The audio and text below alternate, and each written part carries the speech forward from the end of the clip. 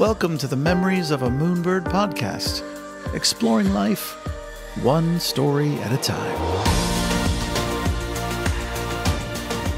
Hello friends, I'm Daniel Sherrill. Today on the show, for more than 30 years, you've loved the incredible creations and stories that she's helped bring to life on the big screen. As a world-renowned makeup artist, she's worked on more than 40 feature films, including things like The Princess Bride, The Muppet Christmas Carol, The Fifth Element, Lincoln, and Ready Player One, just to name a few, and with directors like Mel Gibson, Brian De Palma, Cameron Crowe, Luc Besson, and of course, Steven Spielberg. She won the Academy Award for Best Makeup for her work on Braveheart and was nominated for a second Oscar for Saving Private Ryan. But makeup is just one of her life's passions. She's also an animal lover who raises her own group of furry friends, and today, in addition to her continued work in Hollywood, volunteers her time serving as both a governor for the Makeup and Hairstylists Branch as well as the vice president of the Academy of Motion Picture Arts and Sciences. There, she helps with a slew of wonderful programs that we're probably going to talk about. And did I mention that she's just a fantastically nice human being? Please welcome my friend, the incredibly talented, gracious, and kind Lois Burwell. Lois, welcome to the show. Well, thank you for having me. This is very exciting. I'm quite thrilled by it, actually. Oh, well, I'm so excited to have you here.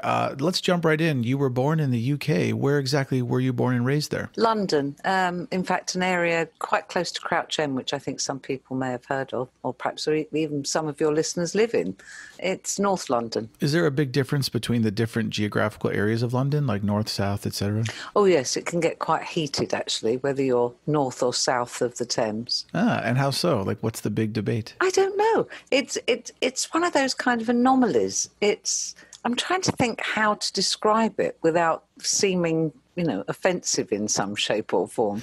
But there's definitely this sort of sense with Londoners, whether you come from the east, the west, the north or the south. And the accents change as well. Is it a friendly rivalry, like a sports rivalry here in the U.S., I think so, yes. I mean, yeah, it will be the equivalent of that. And it's one of those peculiarities. Everyone becomes a Londoner if there's someone from somewhere else. And yet, when you're all together, it's I'm north, you're south. Oh, that's funny. Yeah. Well, what was little Lois like when you were a child? That's a really interesting question and hard to be an observer of yourself. I was, small, a slight child, blonde hair, liked dancing, liked painting and making things, great reader. And I think I was a quiet child. I think I was, looking back on it, in comparison to, other children. Are you an only child or do you have siblings? Yeah, only child. And we lived in the house that was my grandmother's, with my grandmother. Mm. And what did your parents do? My dad was a household electrician and my mum was a telephonist, but she trained originally. She left school when she was 12. My parents were older when they had me. They were in their mid-40s, and because they thought they couldn't have children. And in fact, my mother went to have a hysterectomy, believe it or not, and that's when they found that she was pregnant with me. Wow. Yeah, so that was kind of a bit extraordinary. And that's why I'm called Lois, actually. I'm named after the gynecologist who delivered me as a caesarean birth, because my parents decided that if I was a girl, I'd be called Jane, and if I was a boy, I'd be called Paul. But because it was so touch and go during the pregnancy, and the gynecologist was so marvellous and everyone came through it, intact, they decided when the registrar came round to ask what the gynecologist, because everyone's referred as a specialist as Miss or Mister. So she was Miss Herter, and they didn't know what the L stood for. So they had to go and find her and ask, and that's why I'm called Lois. That's awesome. Are your parents still with us or no? No, neither of them are, sadly. But they're always with me. I mean, that's the thing, isn't it? Yeah. They're not physically with you anymore, but they're always with you. Did you travel when you guys were growing up? Well, when you were growing up, they were already grown. They were grown. They were very grown up. Yes, we didn't travel, actually, because the money was tight. I mean, I wouldn't say we were poor. There was always food, but there wasn't always everything else. Were they considered working class? Yes, yeah, definitely. And we would go, if we could afford it, on holiday for a week, maybe 2 weeks, to a seaside town. Or once we actually ventured out and went to the Isle of Wight. So, yeah, they were the kind of holidays. It was very sort of spade and bucket and making sandcastles. So there were no grand trips to China or Paris or things like that? No. The most exciting thing, actually, the outings we used to take, it was normally around my birthday, which is at Christmas time. So if it was possible, obviously financially, I would get to choose to go to see a play or a theatre, go to the theatre in the West End. Were there any particular experiences growing up that made you want to work in makeup? Well, it would be actually a combination of all those things, because when it was raining and cold or bleak, during the winter time, and sometimes spring and sometimes actually the summer in the UK, then what we'd do is go on the bus into the West End and go to the museums or an art gallery because they were free. So you could go in and wander around the National Gallery all day. So it's a combination of those things combined with going to theatre and actually attending a dance school, which, just of an evening or on a Saturday.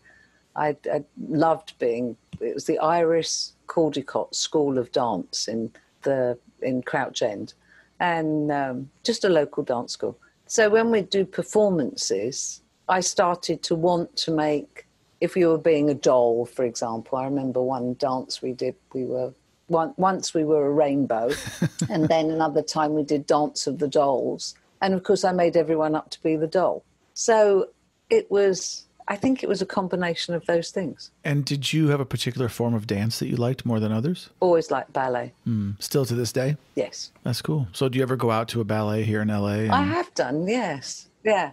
Except it always feels more comfortable for me to do that in London. I don't know why. And it's one of those things. But whenever I go overseas with work, if it's possible, I tend to go to either a concert or to see the ballet, Well, let's talk about your career for a minute. I'm curious, what do you like most about doing makeup as an art form? Transforming. That's what I like.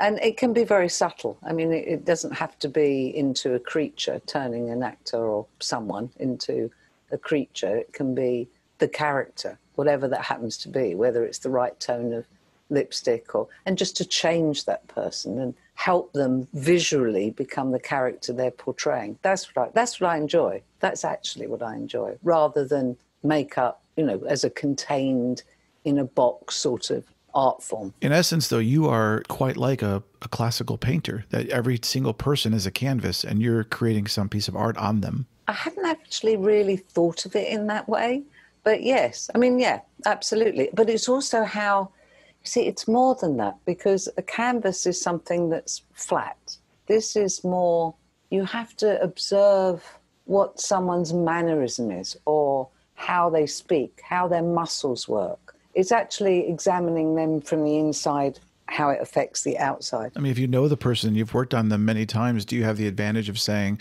oh, well, John Doe here, I know what he's like. I know how he's going to kind of play this character or move. Does that ever affect how you do makeup or no? Not really, no.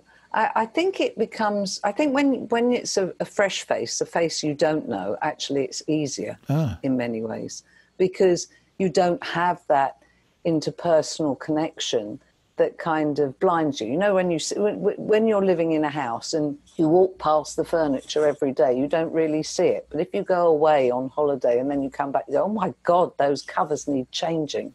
It's that. So the more you know a face, the harder it is in some ways to reinvent it into something else, But yes, I wouldn't say it's psychology. It's a sense of how someone is. And you can work collaboratively on it. I mean, not in the technical format, obviously, but you get a sense that someone's going to hold their face in a particular way or have a certain expression, or that it's a very shouty character.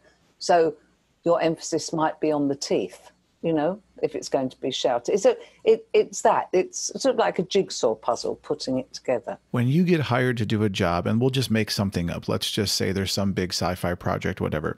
From the moment you get the call, Lois, we'd love to have you on this movie, till the day that you're on set and people are applying makeup to the actors, in general, how long is that process and how involved is the work before you're actually applying? Well, it really depends. It was how long's a piece of string, because it can be 2 weeks. I mean, it can be a week, Wow. believe it or not, on some projects because they get up and running so fast. Or it can be that you'll know what you're doing 6 months in advance, or you get an inkling of what's, if it happens, if it's greenlit, if it's, if everything comes together, then you'll be on a project. But whatever it is, the minute, it all begins with the script. That's what it begins with. So the minute you know the story and you're reading it, in your mind, you start to see the characters. Obviously, it helps if casting is already in place. And normally the principals are cast by the time people speak to me. And then what you do is you start to, in my mind, I start to see those people that I know, the actors that have been cast, in that character's role. So then it starts to kind of take a shape. Then obviously you meet with the director and see if the ideas, and then I make mood boards. So I get either pictures of real characters that would work, and it can be from anything. It can be from paintings or newspapers or magazines, or I tend not to use images from the internet. I might retrieve them from there, but I find that you'll get the same picture over and over and over again. Somehow, for me, it doesn't work as well. Let me put it that way, So, but I make a mood board, so it's a physical thing to show to the director, and it can just have a bit of colour on it as well. And then I find out what's in their mind, because you've got something tangible. Because if I turn around and say to you, I see this creature being blue, well, I could be thinking of a tone of blue that you're not.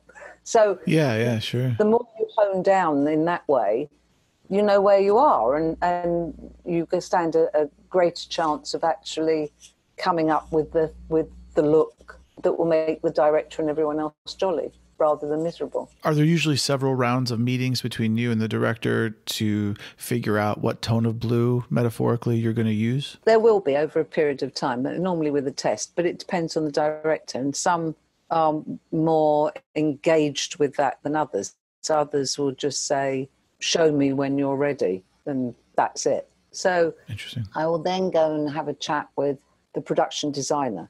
So I know what the colour palettes are and the sense of the drawings. They're normally on it well before I'd be employed. What the sets would look like, what the colour palettes are. And then I'd talk to the cinematographer and see actually what camera's being used. And if it is film, which it isn't 90% of the time now, but it can be, or it used to be all the time, obviously. You'd find out what stock, what lab, are they doing anything like a beach bypass or anything that's expected to be done in post? Is there, all those kind of things. So that's what I do. And then I would speak to the costume designer. So then you can look at their drawings and their ideas and so you can work together and make a cohesive character rather than you're all trying to do your own version of the film. Yeah. I mean, that actually is ultimately it. You don't want to be on a film where everyone's doing their own version of it. You want to be able to work as a team to tell the one story. Well, and I'm curious, like something like The Fifth Element, which you worked on, which is such an amazing, just incredible film. And the color palettes are extraordinary and the costumes are extraordinary. The makeup is extraordinary. All of it is such a visual feast for the eyes, right? So with something like that, I assume there were these multiple meetings where all those different departments are coming together to have this singular vision. Is that correct? We didn't actually meet as a group that much, funnily enough. But Luc Besson is so visual and absolutely had precise and exact knowledge of what he wanted, and yet wouldn't guide you in it until you did it. So that was an unusual film to work on because literally he didn't want to plan in advance. So the art departments would sort of be working together and then present to him, say the flight attendants. So I would be doing that makeup. They would be in that outfit, that costume, the day before we shot them. So if there was going to be a change, it had to happen that night. Wow. So it was quite challenging like that. But I have to say, JPG, Jean-Paul Gaultier, was fantastic. He was absolutely collaborative, a real hard worker, and wouldn't think twice about, getting on his hands and knees and pinning up a frock, or had a box of what I would call, tat, so kind of tatty bits of maybe lace or a piece of material, and you just grab it, crumple it, and pin it on, and it would just transform something. I mean, really skillful. And you'd think that he would be grand, and he wasn't grand at all. He was really a super person to work with. That's cool. Well, you mentioned the word challenging. I'm curious, what is, in your opinion, the most challenging aspect of being a makeup artist? Well, I know this might sound rather odd, but I think it's the paperwork. It's the paperwork and the administration and the budget. They're the biggest challenges. That's really funny. Because the budget and balancing it, because everyone has, I have an idea of what I would like, but what I like and what I need aren't necessarily in the same zone. And there's never enough money. I mean, it doesn't matter whatever you work on, and it can be big budget or small. I've never had someone say to me from production, just tell us what you need and you can have it. There's always a negotiation over puffs, over sponges, over, do you really need all those wet ones? I mean, it's always that. Do you really need, 15 people to do a crowd of 400? Yes, I do. It's that. That's the biggest challenge. What was your first professional job as a makeup artist? When we say professional, let me qualify that. I think that will come under being paid. Sure, yes, okay. Rather than doing it for free.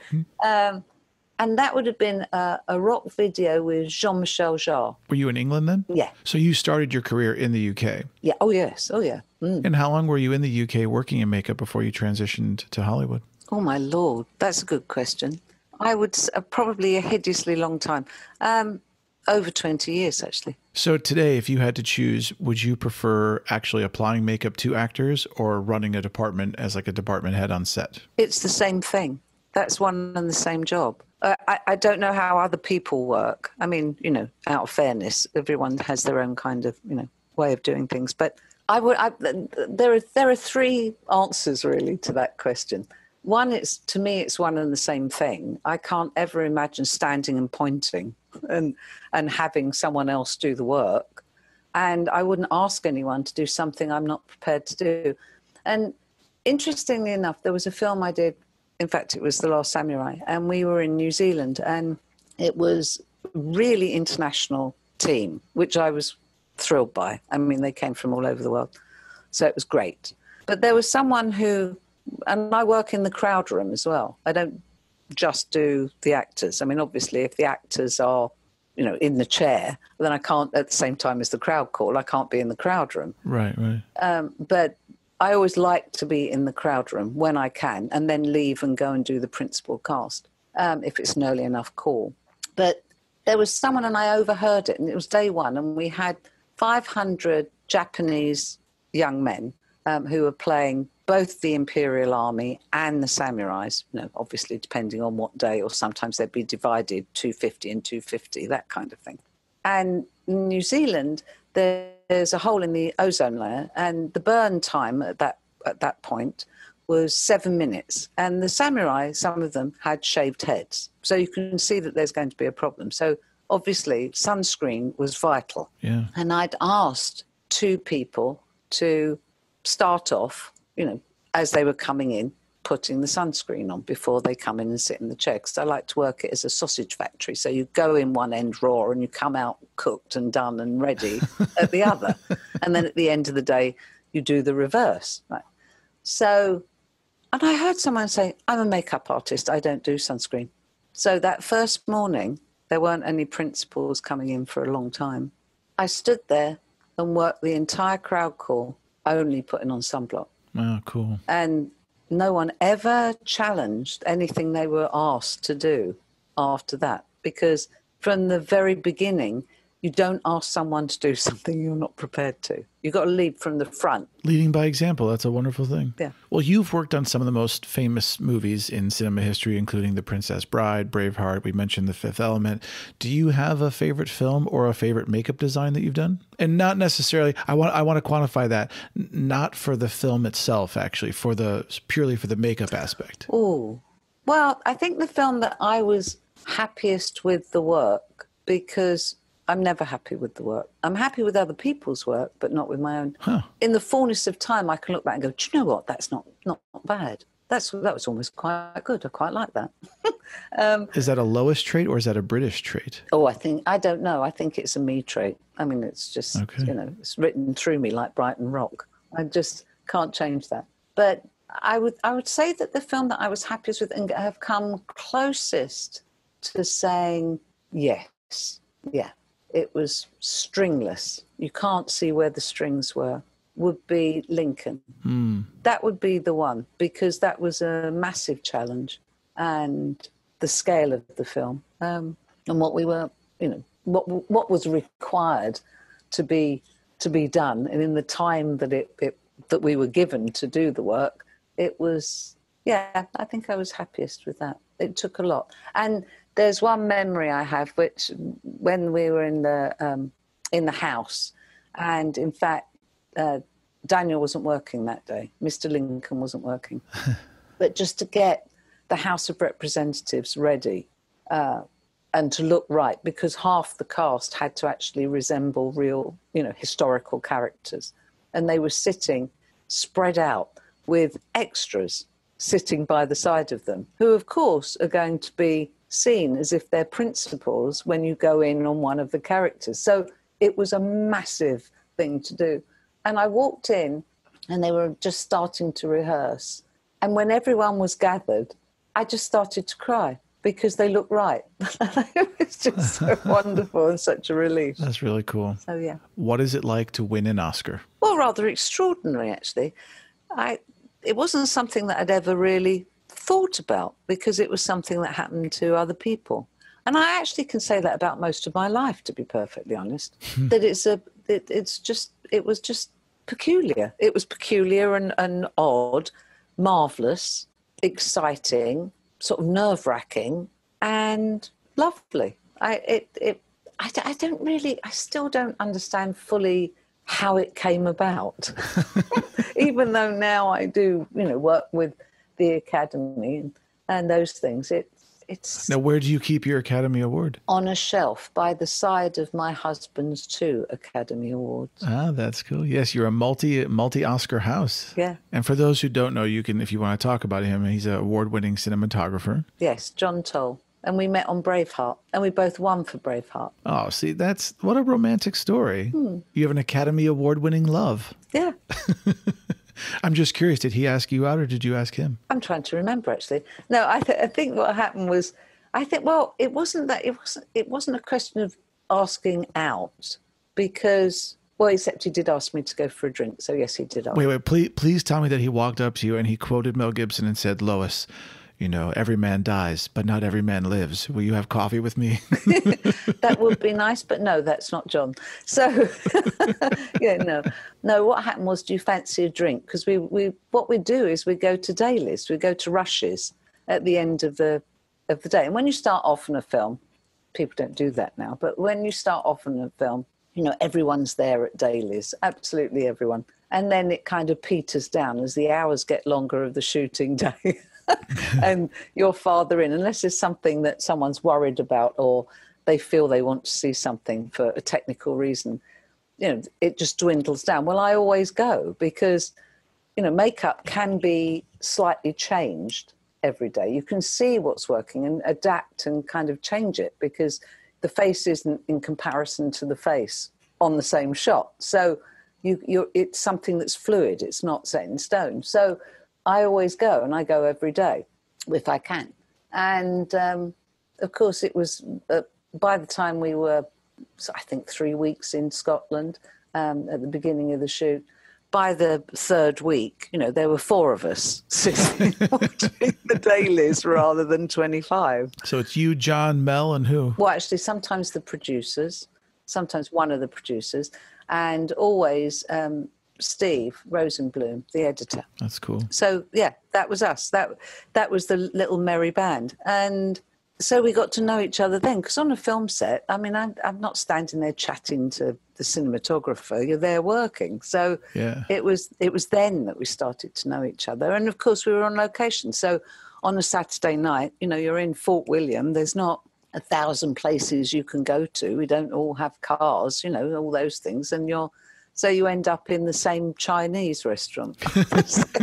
Or there was a disco at the hotel where I was staying, which was a Mountaineers, because everyone went there to climb Ben Nevis, and it was a extraordinary place. And in fact, how we got together was over a fight that broke out in the hotel between construction. There was the local construction team, and there was another film that's going to go there, Rob Roy, and their construction, and the locals and Rob Roy's construction started a fight. It was a Saturday night. And it was a massive fight. I mean, it was a fight where a body flew in the air above your head and hit the wall. It was literally a fight as you'd see in a Wild West gunslinger. film. Yeah. And so John rescued you and got you out of there to safety? He did. And it was then love at first save. Yeah, exactly. Well, I suppose it's almost romantic in a way. It's pretty romantic. You're in Scotland. He saves you from a bar fight. Yeah. You could have been hit by a stray haggis. You never know. Exactly. How long have you guys been together now? Well, good question. Since that film. So 94, since 94. 26 years. And we've been married for 22 years this November. Congratulations. That's wonderful. Thank you. How has makeup changed since when you first started till today, the kind of technological aspect of it? Oh, it's constantly changing. I mean, there are some basics that seem to remain the same, although the products become more advanced. I assume they're safer today than they've ever been before as well. Oh, God, yes. I mean, I remember an old makeup man, God love him, when I first started working, said to me, "Oh, you know the cure for a black eye, don't you? Opium powder." Or white lead. That was the other one. Oh, my God. Oh, God. Anyway, yeah. No, of course, yes. It's far safer now than it was. Do you feel like the technological side of makeup keeps pace with the technological advances in camera? You know, the more HD, we're getting into 8K now for film. Does makeup keep pace with that? Yes, it does. I mean, it's like anything, isn't it? A chef in a 5-star restaurant has exactly the same ingredients as someone at the local chippy. So it depends on what you do with it. It's far more important than what it actually is. Well, you say that, but what about like maybe some guy at a chip shop is just getting his stuff from a random kind of crappy place. Yeah. But then a chef is getting That's true. Local, good produce. local. Yeah. Yes, you're absolutely right. I was wrong on that. It's more like one hand washes the other. You know, so technology and great products are fabulous. But then the other part of it is you have to know how to use it. Yes. And you have to know the chemical format. The thing that I would really encourage any would-be makeup artist out there listening to do is to actually really know what is in the makeup you're using and what the chemical formats are, so you know how to safely remove it or how to combine things, because you can turn something that's perfectly safe to use in a certain way into something that is unsafe by not knowing the chemical format. So a little bit of chemistry goes into what you do. Yeah, that's why I suppose I was comparing it to being a chef or a cook, because cooking is chemistry too. Yeah, and if you cut that, whatever that one fish is, I forget, a blowfish or whatever, if you cut the one wrong part, you can kill somebody. Exactly. You know? Well, you mentioned travel earlier, and I'm curious, how much has traveling been a part of your career now? You've been all over the world for what you do. Yeah. Is it commonplace? Is most of the work you do international? Yes, actually. I mean, I think that's what you sort of get known for, yes. And it's part of being a film crew. What are some of your favorite places you've been in the world? Well, I loved New Zealand. I really did love New Zealand. Yeah, me too. And I loved Japan. I found Japan very restful, actually. And a beautiful country. But yes, I adore New Zealand. And there are some places I've never been. And as I don't really go on holiday, because when you work away, your holiday's when you're at home. Yeah. So, but there are some places I'd like to have gone to that I never have. Like where? Well, I'd really like to go to South Africa and Botswana. Is there a particular reason? Well, I've always been drawn to Africa. I had a lot of African friends at school. And so I've always wanted to go and see their homeland. And the animals, actually, perfectly honest. Yeah. That's really what would draw me, the culture and the animals. As a photographer, I also have always longed to go to Africa and take my cameras and my drone and just spend 2 or 3 months going around the whole area and kind of top to bottom, see the whole country. I'd love to start in the south and then do a whole, maybe even like a year of making my way up the continent and end up in Morocco or Egypt and then, just see Africa, That would be wonderful. Yeah. And I don't think people realize how big Africa actually is. Yeah. It's just massively huge. So I'm curious, when it comes to your career, did you ever consider quitting? Oh, yeah. There have been times. When I first started, and actually after I was established, the film industry seems in the UK to go through, or it did then, go through 7-year cycles. So it's either famine or feast. And it was really hard, being freelance and having precarious income was really challenging. Yeah. And then there were times when you just get disillusioned. I mean, I just with the whole kind of, you're never at home, you're always away, the hours are hard and that kind of thing. So, yes, I've considered it. I've never done it. I've always been, more than happy, jolly and thrilled to get back in the saddle again. But I've thought about it. And I definitely have thought about it when I've been on a film. Because, when you are tired, I mean, I can't emphasize the hours you work. It's really long days. Of makeup artists' regular day is 14 hours. I mean, that's the shortest day you ever do. So it's upwards from there. But when you're tired or you're frustrated and, you're freezing cold, you're on a hillside, people tend not to behave well when they're under stress and pressure. So there can be, a lot of snapping.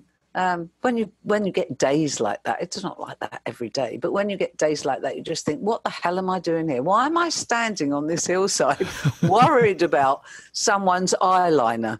There's got to be something more in life. There have been times like that, I've got to be honest.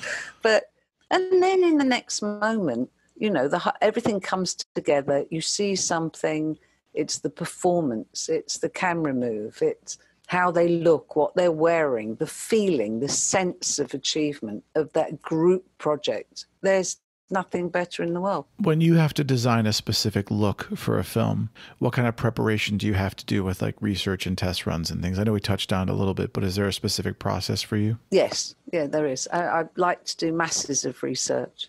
And normally that's, the unpaid part of the job, because I like to, you can never, when you're shooting, you can never be doing preparation in the same way as when you're not shooting.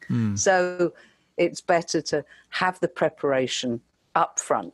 And I love to do research. I like to, if it's based on a real character, find out who that character was in a separate way from just the look of them. Well, let's use Lincoln as an example. What kind of preparation did you do for Lincoln? I think I probably could have answered, an A-level questionnaire on Lincoln and the period. Basically just read everything I possibly could. And how long was it several months of research, or how long was the period of time? Lincoln is a very it was really 9 years. And I know that sounds odd, but the first incarnation of Lincoln, it was a very different script. Obviously it had Lincoln in it, but it was far more battly. And that's when I was first asked to do it. So I started to read about Lincoln and then did a makeup test on a different actor than Daniel. And then that didn't happen. So then the script was rewritten. And so it went through about 4 or 5 incarnations before the actual Lincoln film. Wow, I didn't know that. So in a way, it was like 9 years of research. Well, let's say on an average movie, if you had to say an average, how much time do you spend on research? I would say if I have enough time and I'm given the heads up well in advance, I would like to spend at least a month researching. And of course, some things you can't research. For example, you were talking about The Fifth Element. I always think that sci-fi or anything futuristic is the hardest thing to do because there is no reference. Well, besides the litany of stuff that's been done before, but I see what you're saying. You know, you're creating a whole new universe, essentially. Yeah. Do you try to, if you're doing something futuristic, do you try to take things that exist in today's world and conceptualize what might this look like in the future? Or do you just try to invent your own world? Combination of those. Yeah. I mean, I don't think there's ever going to be a fashion for people to have, 4 eyebrows, for example. So it's that. If I were drawing on something like that, then I think for other species, anything underwater here on this planet is a great source of inspiration. What's funny about that, about, art imitating life and vice versa, and truth being stranger than fiction, I see sometimes some of the stuff that they're pulling up from the deep ocean, and it's crazier and looks weirder than anything I've actually seen in science fiction. Yep. So it's really bizarre. Well, I'm curious, between prosthetics and wounds and creature stuff and beauty makeup, what do you think is your strongest area? I think I'm a basic all-rounder. That's how I'd describe myself, rather than something particular. But I think I lean towards desiring to make things look real. Whatever it is, that's what I'm always aiming at. And I know that sounds odd, but rather than when you look at something and it somehow doesn't ring true to the eye, I always want it to be completely believable so that someone in the audience doesn't actually notice it. Yeah. They just believe it and get on with the story. That's what I want to do. That's a very old adage that I really like, which is when you've really done your job, no one will notice. Yeah, that's right. You were on Face Off as a judge. Do you want to talk about that? Yeah, it was tremendous fun. Yeah, I was gonna say, what was it like to see all these young special effects and makeup people doing their stuff? I actually watched you on the show. It was great. Oh, thank you. It was lovely. I mean, I didn't actually get to know them as people until afterwards, which was the extraordinary thing, because they're kept separate from us. So you're just literally judging the work, but you get a sense of someone, when they're discussing their work or presenting it to you, but you don't really know what their stories are or where they come from or their background or anything else until afterwards. So that was fascinating. And was it nice for you to go there and just be someone who's not actually having to do any of the makeup? You're just observing and giving opinions and stuff like that. Was that a cool experience? Oh, God, it was tremendous. Yeah, it was great. And I kept thinking, thank God I don't have to do that. Oh, no, that would have been a nightmare. No, not good. That's with funny. That kind of pressure. Oof, no. But yeah, no, it was really terrific. And such lovely people. Everyone was just so nice. That's cool. It was really a lovely experience. I have to give a big shout out to Jolene, my better half, because she wanted me to ask you this question. Okay. What did a day look like on Muppet Christmas Carol compared to a day on Lincoln? Well, one had much more laugh about it. It was good. Well, I mean, that was an extraordinary film, Muppet Christmas Carol. I just loved it. And if someone asked me what my favourite film to work on as a work experience was, I would always say that film, because you laughed. You laughed from the moment you got there until you went home. Your face would ache. I mean, and rushes were screened at lunchtime. And the theatre in Shepperton was absolutely packed. People were literally sitting on the steps because you have all those puppeteers and they all want to see their performance, so they can make adjustments and all those things. But the outtakes were cripplingly funny. It was, and the great thing is that, I don't want to spoil it for anyone, but well, I think it's well beyond spoiler time now. I mean, the movie's been out for quite some time, so it's okay. Oh no, not about the story, but about how they shoot it, because they shoot it on a rostrum, so that the puppeteers are actually underneath, looking at a monitor with their hands up like that, right? So up in the air, in the character. So of course you'd be on the set with the people, with the actors who are actually walking about on top, above, like Michael Caine and all those guys, yeah. And So we'd be walking about above their heads. So, of course, they could see us, but we couldn't see them. So you'd be standing there and there'd be a tap on your shoulder. And it was the saxophonist from the Muppets who suddenly just, kissed me, just kind of bounced on your face. Or they'd tap you on the shoulder and there'd be an egg put in your makeup bag. I mean, it was just terrific. It really was. That's I know funny. it was the best fun I think I've ever had on a film set on a daily basis. And Michael, of course, is a terrible giggler. Sir Michael Caine is just a real giggler. And, of course, that added to it as well, because he's such a lovely bloke. And I actually did get to make up Kermit. Really? Claim to fame. There's a children's television programme. For your British listeners will know of this because it's, famous in the UK. There was a children's programme called Blue Peter. And it started when I was a child. And you would be able to do either, send in a drawing or do something for a local charity or something like that, or make something, collect milk bottle tops to give to save up for a guide dog, for the blind, that kind of thing. So, and everyone wanted a Blue Peter badge, and you could only get them for some kind of merit.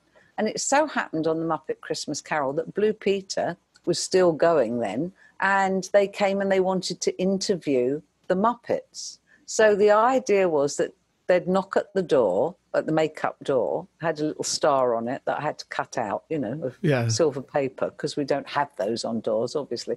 But, put it on there, knocked at the door. And when they came in with the camera, there I was making up Kermit in the chair. So I had all my greens out on the makeup place. And for it, I was given a Blue Peter badge. Oh, how awesome. All those years later, I was so thrilled.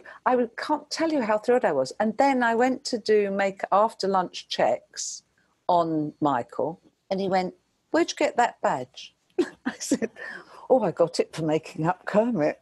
And he said, "Well, where's mine? I did an interview. They never gave me one." I hope today that badge is sitting next to your Academy Award. Absolutely. I'm curious, how do you decide what jobs you say yes to and what would make you turn down a job? Well, it depends on when the job was offered. Well, today. Oh, today, rather than in the beginning, because in the beginning, you're just grateful for a job. And actually now, with COVID, I'd be grateful for a job. But it speaks to you. There has to be something in it for you. It can't just be the money. It really can't be just the money. Unless there's, a wolf knocking at the door and you're about to be thrown out your home. But then there is something in it for you. But because the hours are too long, the work is actually hard a lot of the time. So with me, it's the story or the people. It's either a group of people I love to be with in the creative process, or it's a story that speaks to me. You mentioned COVID a minute ago. How has that obviously affected the industry from your perspective? Oh, dramatically. Absolutely dramatically. I don't know how, we were talking earlier about working in the crowd room. What crowd will there be and when? And your own personal prediction, how long do you think it'll be before Hollywood can find a way to get back to full-on production? To full-on production, I think it's going to be cost-based, to be honest, because until there's absolutely a vaccine, to put in the PPE that's needed costs a fortune, unless you have a COVID-friendly story. 2 people on one location with a minimum crew. And do you think that is going to affect storytelling now for the next couple of years, that we're going to see a dramatic drop in television and film and internet media where there's just not going to be a lot of people in the scenes? I can foresee that, yes. But then there are some places that are doing really well, and therefore, I don't know. I don't know. I don't think anyone knows. And that's the kind of unbalancing, unnerving nature of this. There are no certainties. We all know, theoretically, that in life there is no such thing as a certainty. Sure. Because you don't know what's going to happen the next moment. You just assume and presume that where you'll be and how life will be the next day when you wake up and you've gone to bed, that you assume that you will wake up for a start. Yeah. But there's no guarantee of that ever happening. And now we're in a place where we're forced to recognize that I don't know element. Yeah, it's scary. But human beings have a real gift for coming out of situations like that with, necessity is the mother of invention. So I think human beings have a real perseverance, and I think they have a real tenacity for surviving things like this. And I'm not saying there's not always collateral damage, but I think that the fear of that and the shift and the change will bring about incredible innovation. And I'm a very positive person. So I look towards, I can't wait to see all the cool stuff we come up with because of all this, Yes. I mean, I agree with you on that. Yeah. In the face of adversity, people, you actually know who's a good egg and who isn't, I mean, adversity Absolutely. does that. And adversity within our own lives, is a challenge, a real challenge within our own lives. When you go through, I mean, I know there are times in my life, as we've spoken before, but there are times in my life where I wouldn't wish what happened to me on my worst enemy. I mean, literally, I wouldn't have done. But I know I came out of it improved by that experience, at least in a sort of sense of understanding and being able to mirror back, you can survive this, to someone who's actually going through it. So yeah. I'm quite hopeful. I'm quite hopeful that this whole experience, I mean, already it's made people think about the environment far more seriously and what life is really about. I mean, a lot of the kind of ephemeral things have fallen to one side. I'm curious if you've ever considered being an actor yourself. God, no. Not for a nanosecond. Why is that? Oh, I just everything about it. People looking at you. I mean,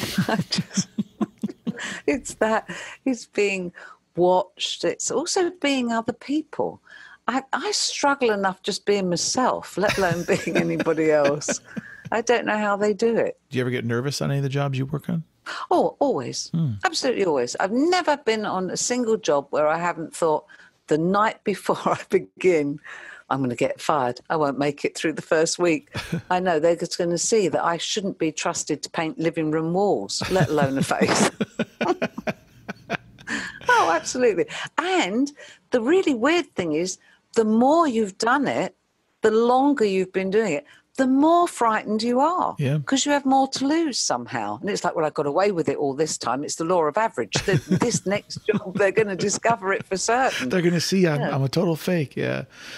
Well, what's funny is as I've gotten on in my careers and stuff, I feel the same way, that I think, and I'm hoping that people that are listening to this who are starting out in their careers and worry about those things, I want them to know that there's no such thing as someone who's so advanced in their career that they never get nervous, they have it all figured out, they just know everything. That if they give that illusion or they say that, they're just full of it, because the reality is that's just a part of the process no matter how many times you do it. I think a real, like a sports figure, if a football player, let's say, if he's been in the career for 10 years and he acts like, oh, I've got this, if he told the truth, he probably still gets nervous right before he goes on the field every time. Absolutely. I mean, and I don't actually trust people who would have that kind of bravado to believe that, or that kind of ego. There's something quite off-putting about that. I mean, yes, one should inspire confidence. I mean, I'm not going to be terrified, in front of my team. You're all going to hold hands together and move forward, as a team, and I will be strong. I mean, but yeah, no, everyone I know, from the biggest directors to the, biggest film star, they're nervous and think, oh my Lord, what am I doing there? Why? With me, there's kind of a beforehand nervousness. And then once I'm in the thing, and I'm doing it, I'm good to go, Yeah. And that is, I think that's a real luxury of experience, is that, I might be nervous before the game starts, metaphorically, but once I'm in the game, I'm jamming. Absolutely. No, that's absolutely right. And by lunchtime on the first day, you're solid. Would you say that there's been any kind of key to your success? That's a really interesting question. I don't actually know. It's a difficult one to answer, because, well, I suppose people like what I do. I mean, I think that's the key to it. And probably I'm all right to work with. I imagine people in the business, well, I know people in the business that have worked with you and rave about how kind you are. So I think that's a big factor too. Is there's a very old quote that says, be interesting or interested and don't be a dick. There you go. Yeah, exactly. No, and I genuinely, I do find other people more interesting than I find myself. I mean, that's just absolutely a naked truth. And kindness, you're mentioning kindness. There are certain things that are really underrated, and kindness is one of them. I agree. It's not obligatory, and it's somehow almost seen as a failing.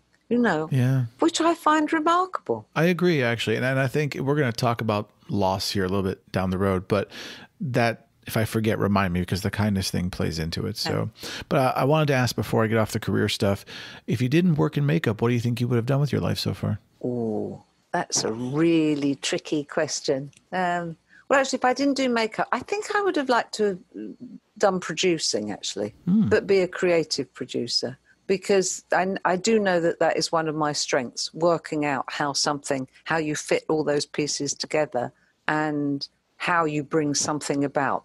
And the more impossible it seems to be, the more you lock down how to achieve it. So I think I would have liked to have done that. But if I wasn't in the film world at all, actually, I think I'd like to have either had a garden centre or not a florist, but something to do with plants. Like a nursery? Yeah, a nursery.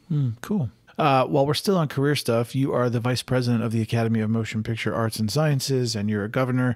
What is it like to work for the Academy, and what are the kinds of things that you do there? Well, and I also want to say, that it's important, because I didn't know this until we talked earlier, that all the work you do at the Academy is volunteer-based. It's not paid. Oh, yes, no, none of it's paid. Obviously, the staff are paid. The staff that are there, and that's their careers.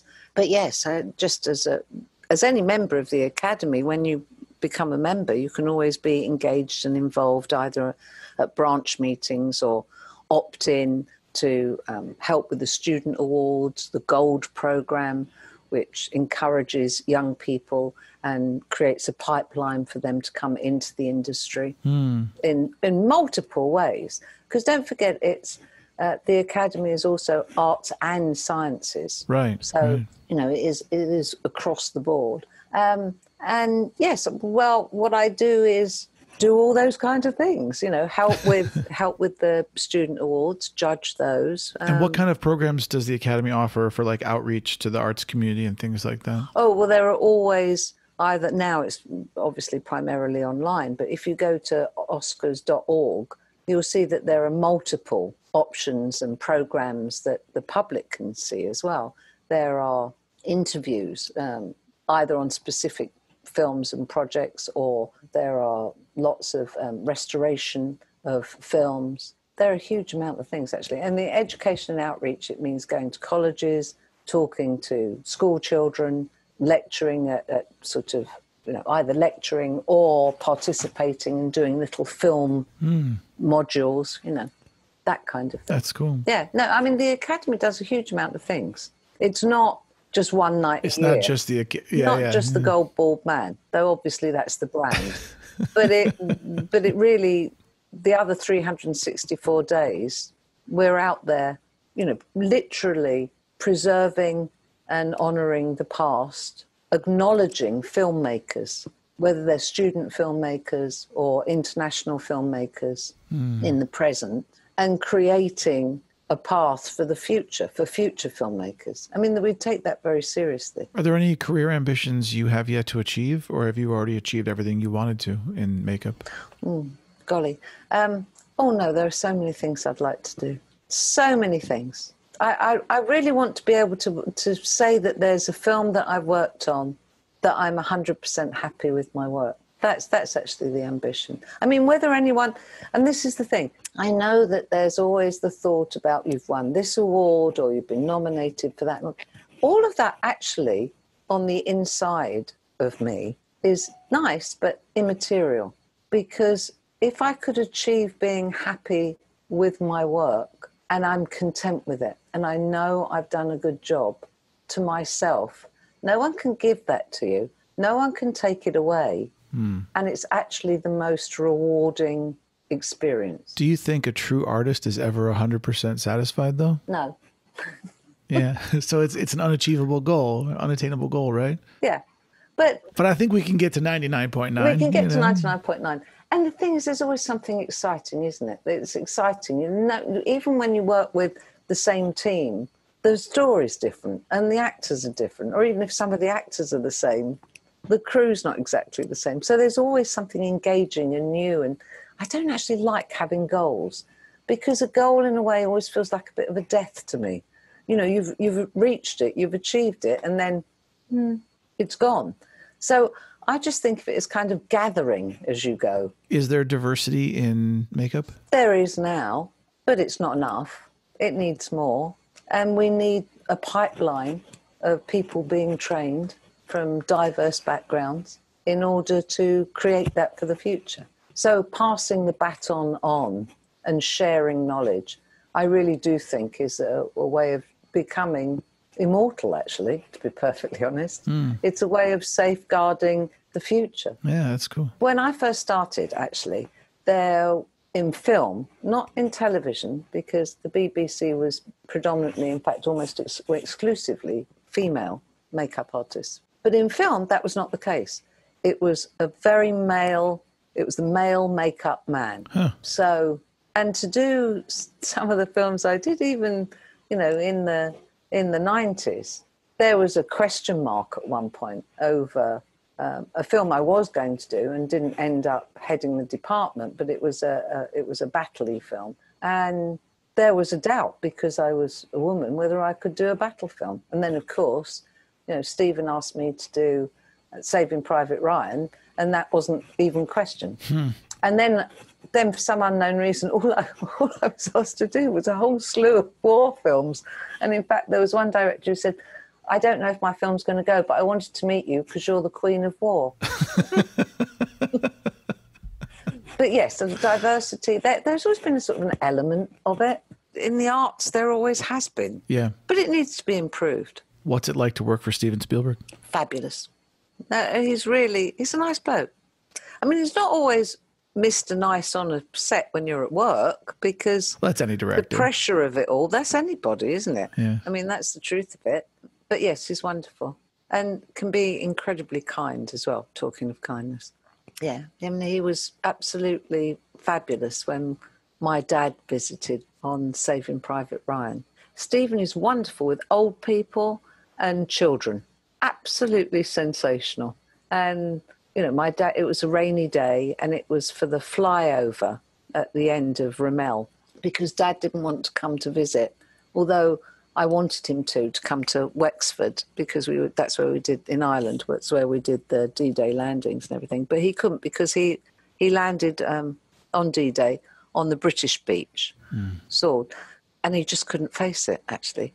So he came at the flyover at the end, and Stephen made certain that his chair was right by the side of his, and that just came about. Janusz Kaminski, cinematographer, said, "Oh, you're Mr. Burwell," because I'd just snuck Dad in, because we were told that we couldn't have any visitors, and Tom Hanks insisted that my dad could visit the set because he actually fought in World War II and did, landed on D-Day, and he has a right to visit the set, and he's going to come as my guest. That was it. So it was thanks, really, originally to Tom Hanks. Anyway, so Dad came, and it was pouring with rain. He had my Mac on, and they under the umbrellas, and Janusz said, "Oh, sit in my chair." And Stephen said, "No, sit here by me, Mr. Burwell." So that was it. And I was running in to check Matt Damon, and, because it's that scene at the end. So I was running in to check them before running back over the bridge to return to Video Village to be by my father, to make certain that he wasn't saying anything embarrassing, which, of course, he did. And the really great one was, and I'd stationed Catherine, who was one of my team. I said, just hover in the background, just so that you can find out what Dad says, because he was a bit of a wild card, my dad, and had no filter, So I go off, and I was making up Matt, and he said, "Are you all right? You look a bit strange." I said, "Dad's sitting by Steve." And he went, "Oh, I'll be fine. Get back there." Anyway, so I came back, and everyone was roaring with laughter. And I thought, oh, God. And Catherine was standing behind, and she was like, she said, "I'll tell you later." And I went, oh, God. Anyway, it transpired that my dad had been emboldened, you see, by the fact that Stephen was friendly and not frightening. And he'd said, now, Stephen, I've got to ask you a question. I know that Lois is my daughter, and I obviously love her, but I have to ask you, seriously and honestly, is she any good at what she does? Yeah. See, no matter how successful you are in life, parents and children, those relationships are just the same everywhere you go. Exactly. As a very successful woman in the entertainment business, what would you want to say to other young women listening to the show? I would say, don't put all your eggs in one basket. But if there's something that speaks to your heart, follow that. Follow that vision. And if something doesn't fit and it doesn't seem right, the likelihood is that it isn't. I see so many people trying to force themselves into fitting what they think they should fit, rather than discovering what it is and where they belong and what brings them happiness. So that the expectation of having a whole life rather than a sectioned life becomes possible. I would say fine-tune it. Fine-tune what it is, what speaks to you. And it will change over a period of time. I mean, I'm not the same person I was when I was 20. I mean, I am. Still got the same flaws and all those things, and more wrinkles. But, the thing is that I think what you discover as you go through life is, well, for myself, actually, maybe everyone's story is different. But I know what I've discovered. When I was younger, I thought I knew.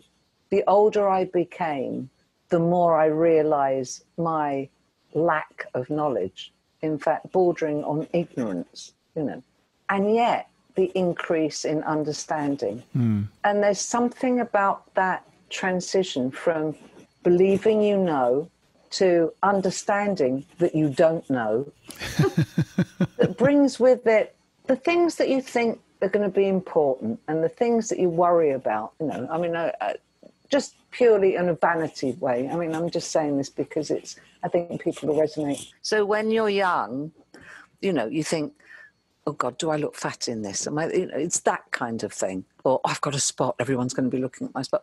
And as you get older, you think, I looked at myself, I could have worn a bikini, I could have done those things, but I didn't. I was lacking it on the inside. So I would say forgive yourself. Forgive yourself those kind of foibles and worries, because everyone has them, and it can hold you back from what will really bring you happiness. Besides family and friends and career, what are you most passionate about in life today? Animals and the garden, yeah. And actually, I tell you what I'm most passionate about. I'm passionate about when I leave this mortal coil, I would like to leave it a little bit better than it would have been had I not come here. Oh, that's beautiful. That's really beautiful. And I will say, I think you've already done that, but I would love to see what else you're going to do the rest of your life, because I think you still have work yet to do. Oh, thank you. Yes, I hope so. Blooming well, I hope so. What was your favorite childhood book?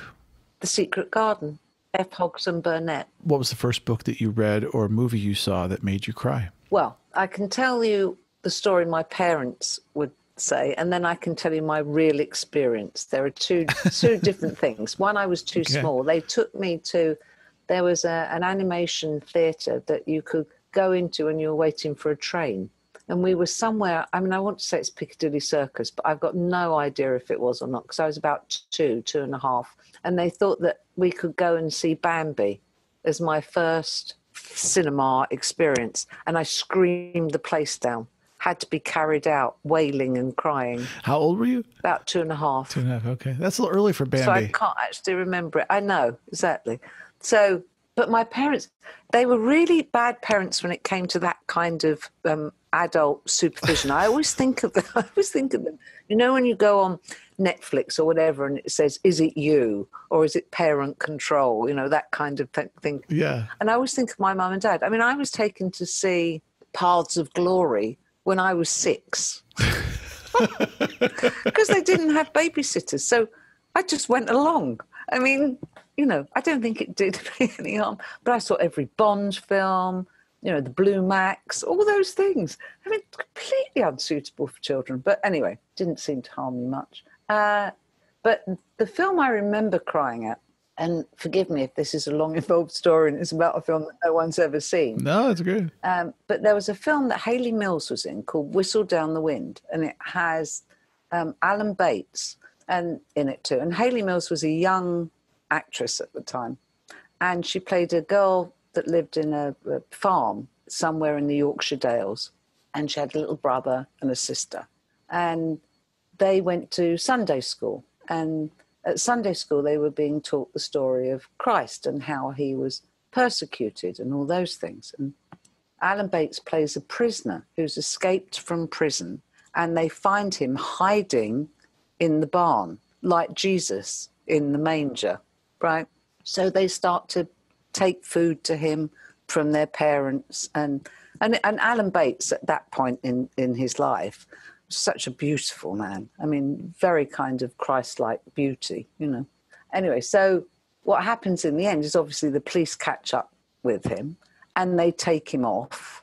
And of course, being a child myself, I believed the world of the children. So I believed that he was Jesus and that he was being taken away again because children believe other children. And I sobbed all the way on the bus home with my cousin Susan and my mum. And it was a very popular musical score. And it made it into the charts, and it'd be played on the radio all the time. And every time it played, I burst into tears and uncontrollably.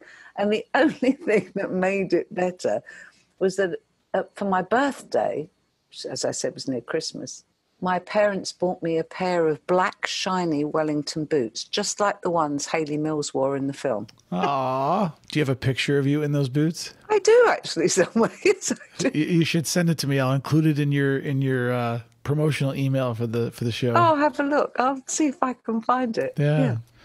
Well, I know that we're both animal lovers. Do you have a favorite animal species? I've been thinking about that. There's so many that I do love. I can't put one above the other. That's fair. So I suppose I've got a natural affinity to cats because I grew up with cats. We didn't have horses or hens or anything else. We had a cat called Tibby. And are there any unique animals in the world that you would love to make a trip to go see, or something that like Jolene really wants to see a blue whale sometime in person in her life? Oh, that would be marvelous. I would like to see an African elephant in its homeland. I would like to see that. I'd like to go to tiger tops and watch the tigers. Did you watch Tiger King on Netflix? Oh, I couldn't make it through it. I know that sounds so rude of me. I'm so sorry, and I'm sure everyone else really enjoyed it. But I just found it rather repellent, actually, the whole idea. Well, no, it's the abuse of those animals was very hard to watch, honestly. Yeah, so I can't do that. I really can't. Do you know, I have never even seen Old Yeller. Me neither. I can't watch any of those films, anything that's got Lassie in it. And when I first saw Alien, what I was worried about was Ginger Cat all the way through. I didn't care less about the people. It was like, where's the cat? Oh, my God, it's that. Well, Lois, when you look back on your life, and I know you've talked about this a little bit in the podcast, how have your priorities changed from when you were 20, 30, 40, et cetera? My priorities have changed because I don't know if priorities have changed. I think the priorities have always been the same. But the ability to define, yes, this is right, and no, I don't want that, have become clearer, And I think it's that. I think my understanding has improved. I think that's one of the great benefits of age, too. Yeah, I do. And experience. I mean, it's just experience, isn't it? Well, they say experience is what you get when you didn't get what you wanted. Exactly. Yeah, they're too right on that one.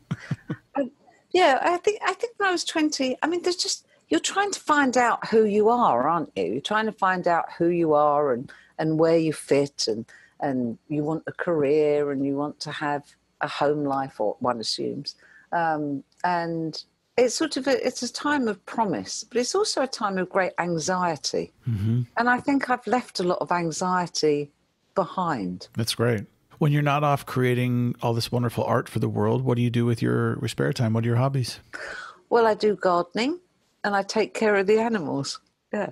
And actually see people, keep in touch with people. I mean, that's not really a hobby. I've discovered during this, COVID time, how very, very much we really all do need each other. I mean, you always know that. But when you can't embrace someone, I had a friend of mine contacted me today, in fact, and isn't very well. And in normal times, I would make certain that I would go around there and, make a cup of tea and sit and give them a hug and I can't do that. That's tough. And it's really horrible. I think that's the worst part of all of this. Well, it's very hard to transition from that to my next question, but I'm going to anyway. Good. Do you have a favorite food? If I strip everything away, I've often wondered what I would have, I'm always kind of puzzled by certain questions and certain sort of like moral maze things. It's what would you have for your last meal? Mm-hmm. And I think if you witter it down to that, that's what your favourite would probably be. So actually it would be 2 boiled eggs and toast. That's wonderful. I think most human beings actually, when they whittle that down, end up surprising themselves with the most simple thing that they really love. That's great. I love eggs and toast. And I'd also like a little cheat in that just to have some honey there to put on the toast after the eggs. Well, one of my favorite questions to ask my guests is if you could sit for 4 hours with one person from all of human history, alive or dead, and that we have to exclude family members, Jesus, Mohammed, Moses, any kind of prophets, who would you sit with? What would you drink? And what would you want to ask them? I'm going to be really naughty here. I'm going to go for 1 alive and 1 dead. Okay, I'll allow it. Thank you. So my alive would be the Queen, and I don't know if it's true, but I believe that her favourite cocktail is Dubonnet and gin. So you would drink that? So that's what we would be drinking. And I would like to talk to her. I mean, I'm presuming that I can wave the wand and actually talk about, be in control of the conversation rather than sitting with the Queen and not being able to ask her. Yes, this is my magic pub. She has taken her crown off and she's just a person talking exactly. with you. That's what I was hoping for that. It's just Lois and Elizabeth. Exactly. Or Lo and Liz. Lo and Liz. So I think what I would like to know is what she wanted to do with her life and how she'd perceive her life to be different had not the circumstances, which were against the odds, brought her to be in service of the nation. I mean, what fascinates me actually is someone who, it's not a career choice, it's a duty and a service. And there's something unique and rare about that. And the only other person I think would fall in that category, I mean, forgive me for saying that, but the only other person that I perceive to have a life that has chosen for them rather than choosing for themselves to some degree would be the Dalai Lama. And I think there's something fascinating about that. And I'd like to talk to her about how her real life is on the inside, her interior life. Yeah. So that would be fascinating. And actually, on the same topic, but with the person who's departed, I would plump for Lincoln. Ah, interesting. It was a toss-up for a moment or two between Winston Churchill and Lincoln. And then I thought, no, I'm going to go with Lincoln. That's cool. What's the first question you'd ask him? Lo and Abe. Yes, exactly. I would ask him if he could have obviously I'm assuming that he would be able to know what's happening now. Yes. I would ask him what his thoughts and perceptions on the America we live in now. That is a great question. Wow.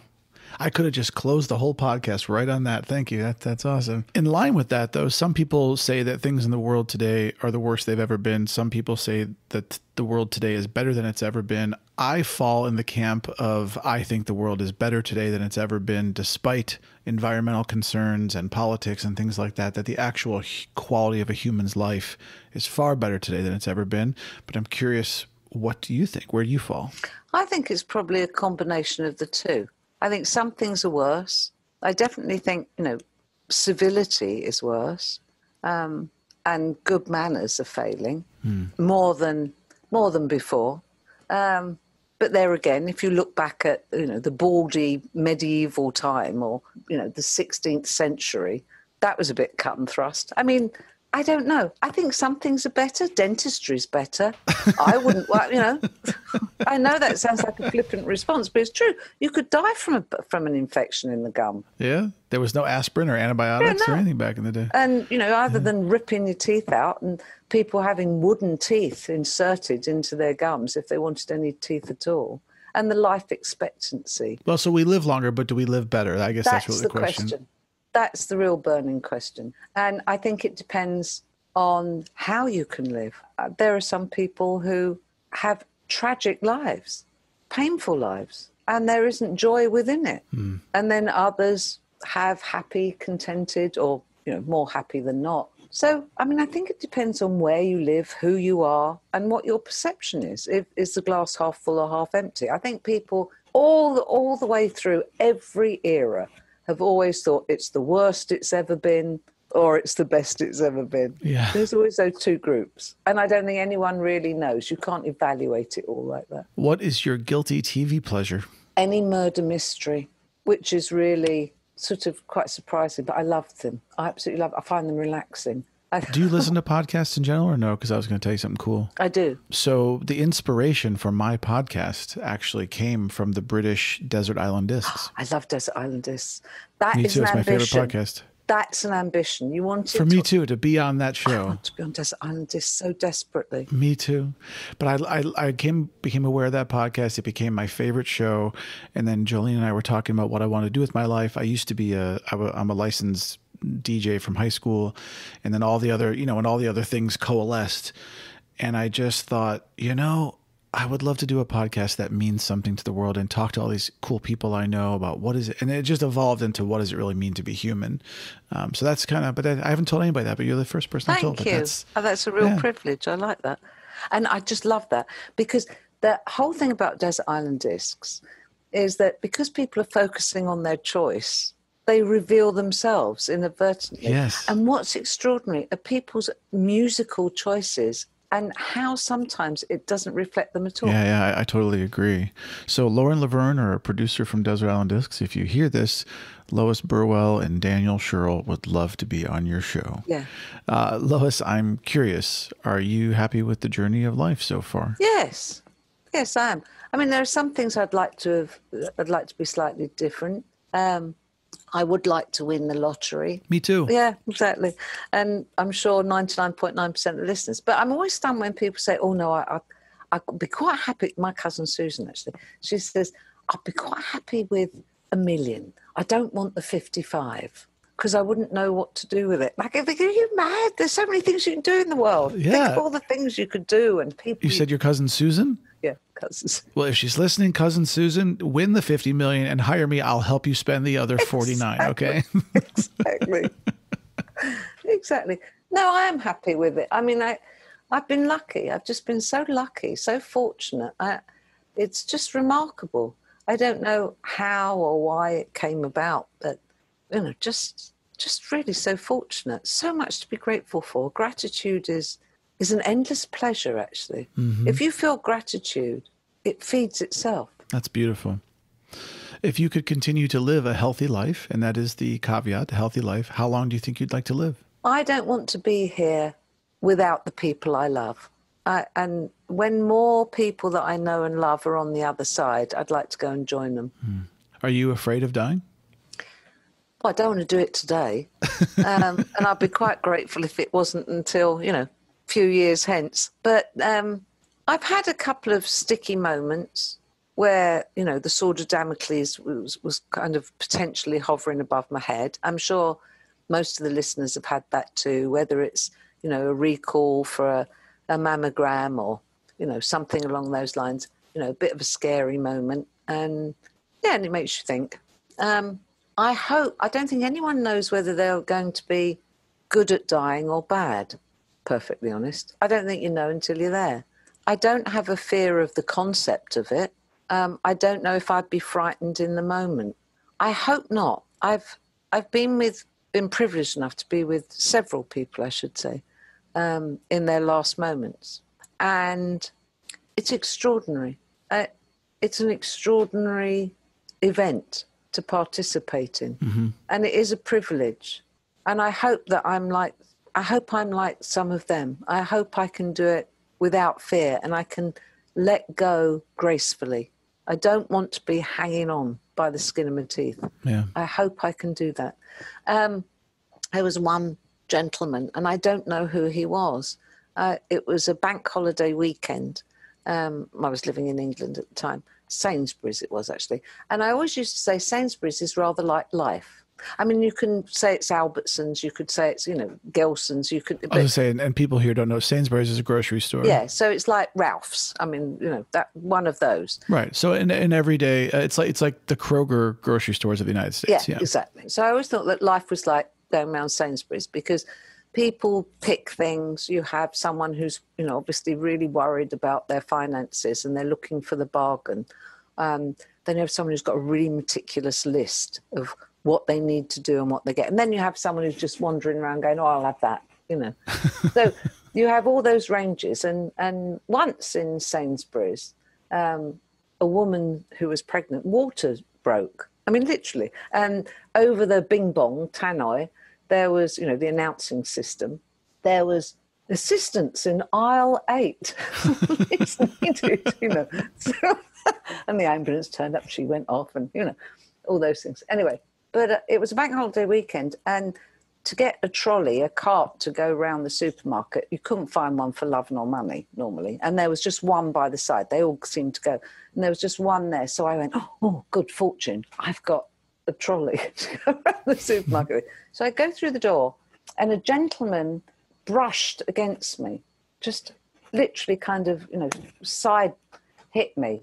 But there was an expression on his face. So I abandoned the trolley, the cart, shopping cart, and followed him out because there was something about the expression on his face. And I went up to him. He was just by where you collect your trolleys. And I went to touch him, and he fell backwards and took me straight down on the ground with him sort of across my legs. And I looked for the security guard and said, call an ambulance. And he went off. And I was holding the man. He was an older man. And he looked at me and he had real fear in his eyes. And I said, don't be frightened. There's nothing to be frightened of. You're going to be all right. It's all going to be all right. And he took a breath, and then he didn't breathe again. Wow. And you don't know his name or anything about him to this day? No, because the ambulance came, and I wasn't next of kin or anything. So the ambulance came, I made a statement, but nothing was revealed to me. Oh, wow. That's incredibly powerful. That really is. And how do you think that experience changed you? I think it changed me because there was something so in the midst of life and about his departure, and in such a bizarre circumstance and place, and in the arms of a stranger. I mean, but how wonderful that he actually had someone there to just tell him, hey, it's going to be okay, Yeah. This does transition very beautifully into one of the final questions I wanted to ask you about, which was you and I had spoken offline about having lost parents. And during our conversation, you had talked about living a balanced life. And I was hoping you would tell the listeners what we had talked about and your opinion on managing the different aspects of your life and the importance of those things to live a balanced life. I love what you said about it. Gosh, I don't know if I can be impressive a second time round. If not, I'll just copy and paste our original conversation. Copy and paste. There you go. But I think it is very important to lead a balanced life, and you can't. It's sometimes the quiet things, it's the small things that can give you the greatest joy. And this sounds so contrite and ridiculous, but to me, it's very much the truth. The smell of wet pavement after it's rained on a hot summer's day, or just looking at a flower, or looking at a total stranger just smiling, or an angle or something. We're all connected. And I think, there are some things in life that films I could have taken, jobs I could have done. But when my father became unwell, I didn't work. I didn't have the same drive or commitment. I wanted to be with him, and I wanted his ending, whenever it came, to be as pleasant as possible, to be as enriched as possible. And everything else fell to one side. Mm-hmm. Totally. And I've never regretted saying no. I've often regretted saying yes, because it's harder to make the decision to say no for me. Yeah. So you have to consider what it is you're saying. We're saying yes is relatively positive and an easy thing to do. Yeah, Jolene talks about when you say no to something, her fear of saying no is the future possibilities she could be turning down instead of, but I think the important thing to remember in that is that when you sometimes when you say no to something else, you're saying yes to yourself. And that is a very important thing to do. Exactly. I completely agree with you. You're absolutely right.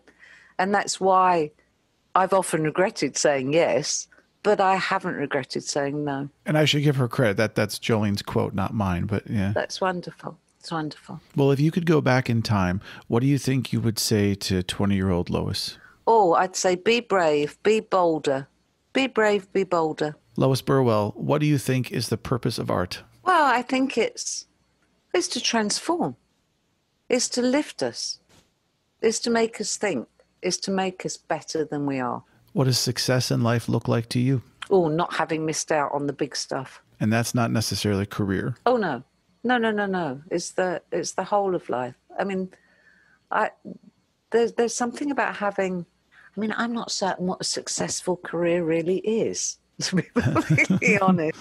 I mean, I know what a successful life feels like. Well, you know, it's funny. In America, I feel like there's this obsession that, and in our industry, let's just say, for example, there could be a director out there who has 20 really famous feature films, but in real life, they're a terrible person. They treat people badly. They're not healthy. They don't have a healthy relationship. They don't take time to smell the flowers and whatever, and they end up dying miserable and alone. Yeah.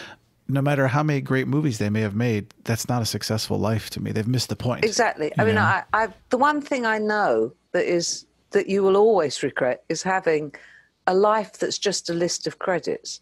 There's so much more to life than that. And you can have both. You can actually have both. You can do both. But what that means is you have to be prepared to say, no, I'm not doing this film. I am going to be here for X. Yeah. I mean, I turned down a film once. This is absolutely true. I turned down a film once because it wasn't even my dog. But Bubba, who was a lab who lived at the place where the stables where the horses were, my horses were, he, through a very depressing time immediately after my father passed away, it was really hard and I felt hollow and empty. And yet every day he would, just by his, funny face and his waggly tail or the silly things he'd do, I would smile. He gave me, where people would, want to console you, but Bubba gave me a joy, a heart-singing joy during a very dark time. And when I knew that Bubba had become, it was a matter of time. He had cancer. We were doing pain control, so it was, but it was a matter of time. And I was offered a job away. I turned it down. And I said, I'm sorry.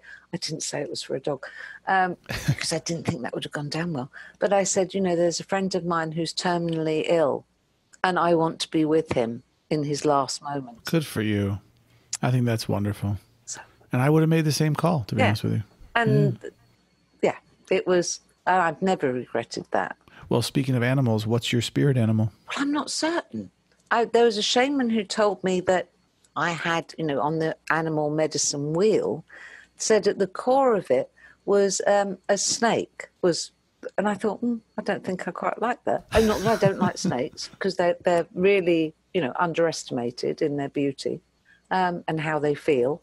But I didn't. But he said it was the ability to transform, and that's what it symbolises: transformation, as well as feminine energy. So I thought, I could come to terms with that. So I don't really know.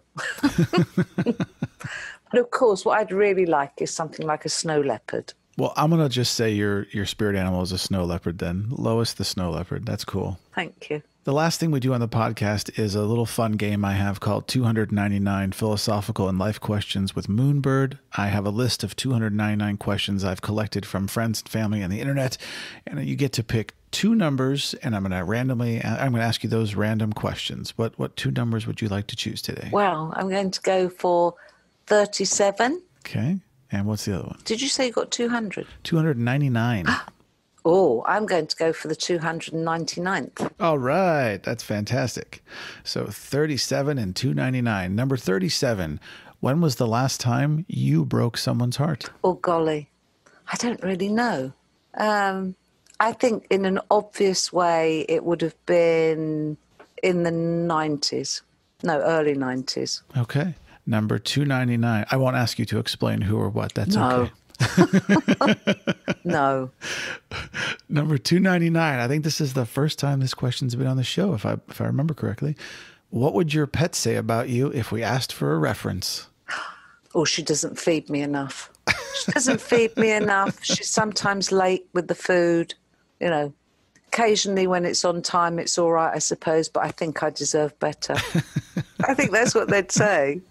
But if they were given a positive reference, I think they'd probably say she's not too bad. Fair enough. Lois, I can't thank you enough for being here. You're such an awesome human being, and it's such a pleasure to talk with you. I can't wait to see what other cool stuff that you're a part of in the future, and please give all the animals a big squeeze, and have a great day. Bless you, and great success with this. Thank you so much. Friends and listeners, if you'd like to learn more about the Academy of Motion Picture Arts and Sciences and the wonderful programs they offer, visit them at oscars.org. That's oscars.org. And while you're surfing the web, if you like what you hear on this show, please show your support at patreon.com/Moonbird. The link is in all the show notes and the website and the bio and Instagram and all over the world. And hey, if you'd like even more Moonbird in your life, then head on over to memoriesofamoonbird.com or visit me anywhere on social media at Memories of a Moonbird. Stay safe, everybody.